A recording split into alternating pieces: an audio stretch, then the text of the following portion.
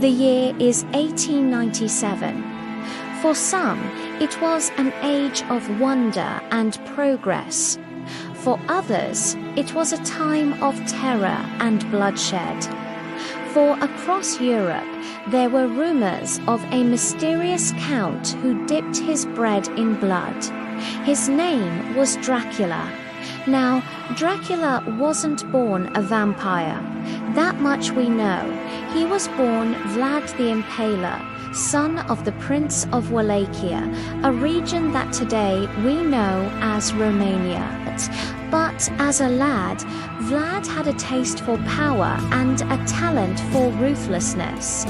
And so when his father died, he took the title Dracula and promptly set about making it his life's work to make the people of Wallachia hate him as much as possible. See, Vlad ruled like a feudal lord, and while most feudal lords kept their peasants around to grow their crops and raise their cattle, Vlad decided that the best use of his peasants would be as a steady food source.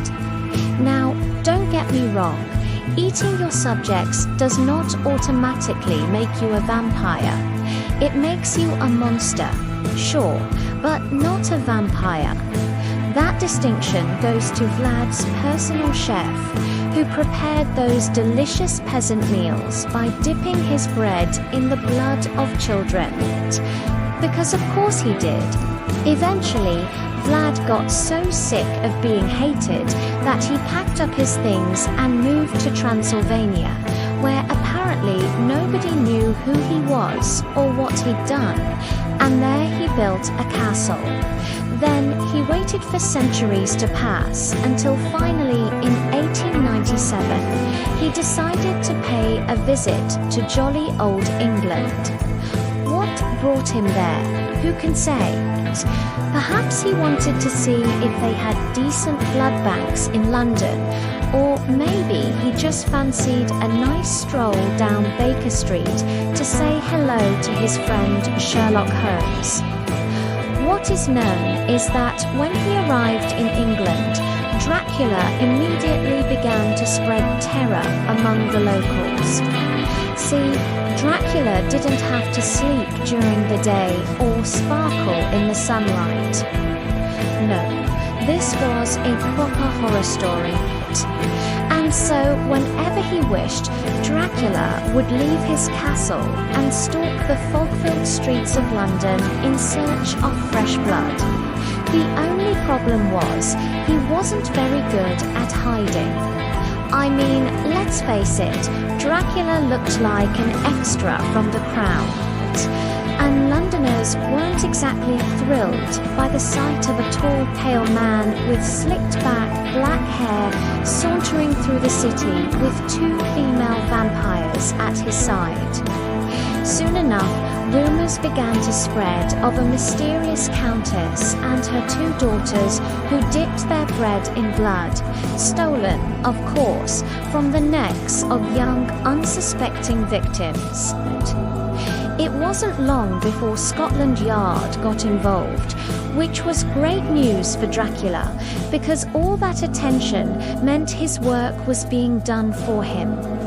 People cowered in their homes as the police went from house to house looking for the aristocratic-looking killer and his creepy daughters. And all the while, Dracula basked in the glow of all that fresh terror. But then something strange happened. Just as the net was closing in around him, a reporter named Lucy Westenra made an astounding discovery. She found out that Dracula didn't look or behave like any ordinary vampire. In fact, she learned, citing medical texts, that he exhibited none of the telltale signs of vampirism, such as an aversion to sunlight or fangs. Could it be, she wondered, that Dracula was really a kind of demon who decome to earth to drink the blood of mortals? and thus began Lucy's campaign to inform the public about the true nature of vampires. A campaign that would culminate in her becoming one herself after a run-in with Dracula in a graveyard. Fortunately for her, Lucy had friends, including the aforementioned Sherlock Holmes, who teamed up with Dr. John Seward to destroy Dracula and his daughters. But by then, it was too late. As Lucy explained to them, the real Dracula wasn't just a vampire, he was a prince of the night. And the rumors about him dipping his bread in blood were no exaggeration. Oh no, he dipped his bread in blood. For more bloody tales from history's past, stay tuned. Come on, show some teeth. You know, for a guy whose whole thing is that he's a vampire, he doesn't seem to have any